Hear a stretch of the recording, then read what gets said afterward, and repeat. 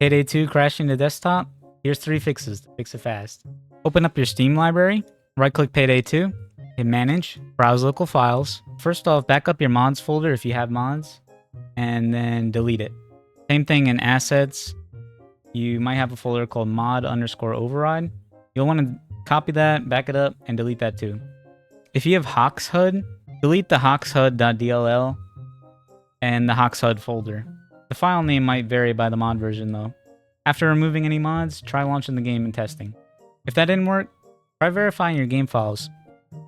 Right-click Payday 2, Properties, Installed Files, verify integrity of game files. Wait for it to complete, and then launch the game and test. If that didn't work, you might need to update your GPU driver.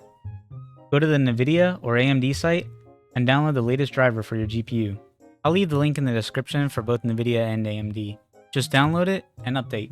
You can also look up the display driver uninstaller tool if you want to fully roll back.